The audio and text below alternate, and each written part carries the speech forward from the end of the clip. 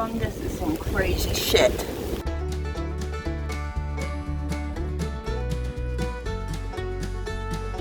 I'm Gary, and this is Coasting with Culture, which is all about combining theme park visits and riding roller coasters with various cultural experiences around the world. Having enjoyed multiple attractions of the Pigeon Forge area, including one of the best theme parks in the country, it was time to bring this weekend visit to an end with a day to explore the natural side of East Tennessee.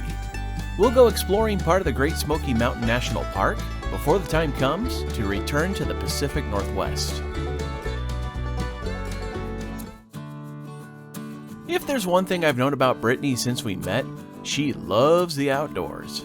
She's often finding different places to hike through and explore, and when she brought the adorable little Miss May home, she did so with the idea of her being a dog who'd go on such outdoor expeditions with her.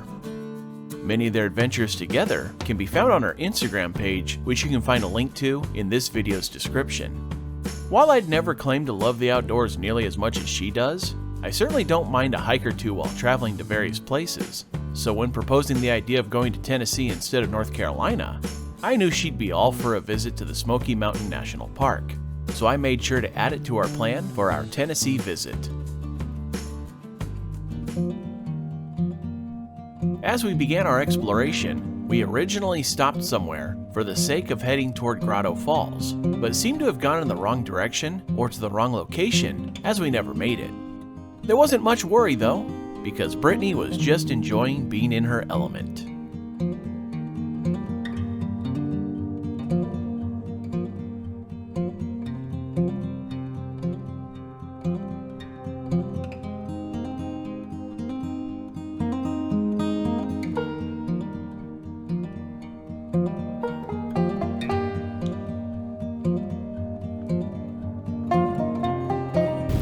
Fungus is some crazy shit.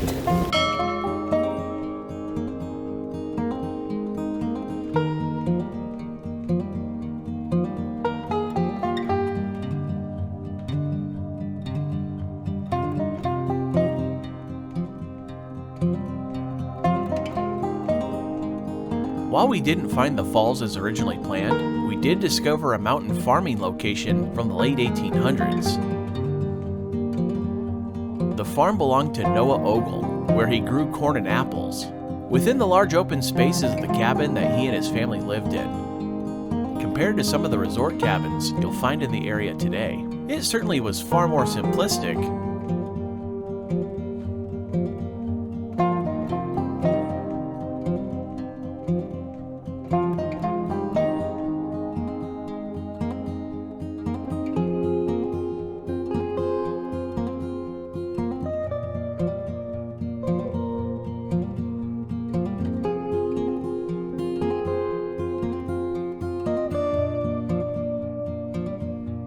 Close to the cabin is the barn, where you'll find 4 pens and a loft on either side, along with troughs that may have been for feeding animals.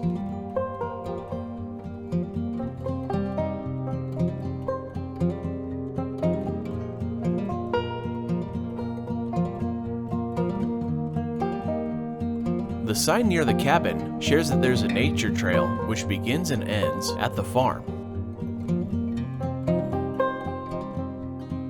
Along the trail, there are a wide variety of plants and trees to see.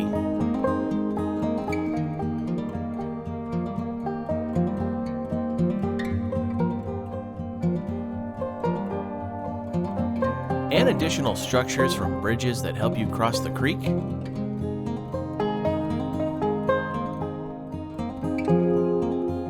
As well as the Ogle Mill, which took advantage of the creek for the sake of milling the corn grown on the farm, as water would flow through the carved wooden chutes and into the building to help turn the mill.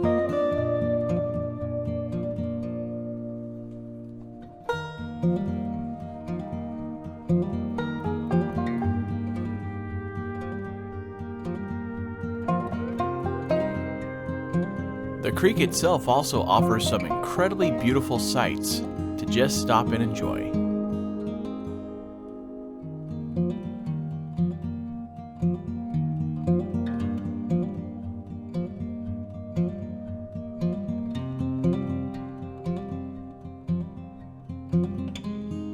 The sign says that the trail is an easy walk, but there were lots of routes to watch for and some minor rock climbing involved along the way.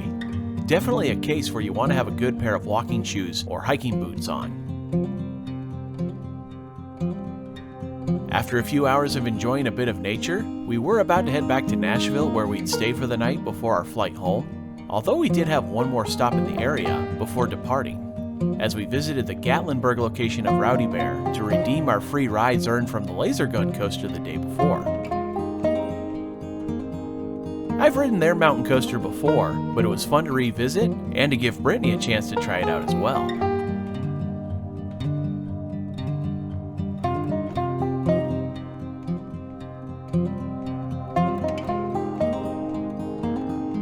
From there, we drove the few hours over to Nashville and would continue the journey home in the morning, although it wasn't necessarily free of mishaps.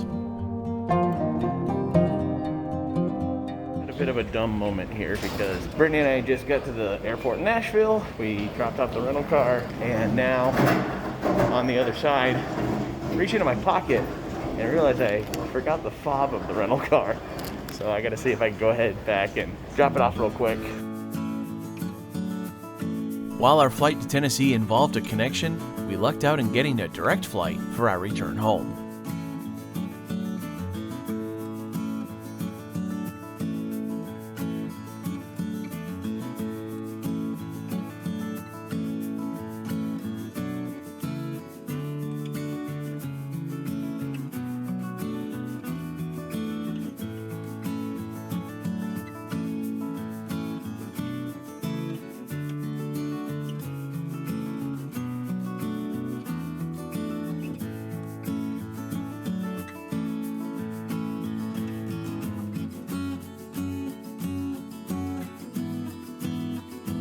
As our flight made its final stretch, we were reminded of just how different our mountains in Washington are compared to the Smokies in Tennessee, especially as we could see Mount Baker to the north, and those on the left side of the plain could see Mount Rainier to the south.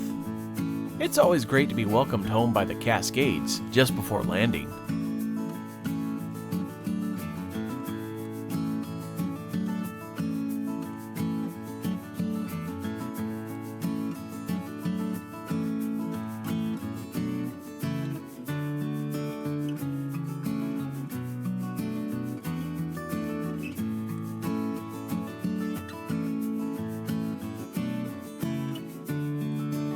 And with that, we made it back home from a great weekend in Tennessee.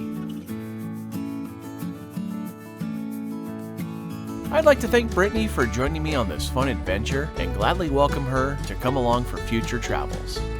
Don't forget that if you'd like to keep up with her and Little Miss May's adventures, you can check out her Instagram page by clicking the link in the description. Thank you all for checking out our Tennessee adventure together. I hope you enjoyed this look back and that you'll come back soon to check out more Coasting with Culture. Thank you for watching this Coasting with Culture video. If you enjoyed it, please give it a thumbs up and click the subscribe button below to see future videos here on YouTube like these ones, which you may enjoy as well. Additional content can be found at coastingwithculture.com, and you can also follow Coasting with Culture on Facebook, Instagram, and Twitter for announcements, previews, and updates. Thanks again for watching, and until next time, take care and safe travels.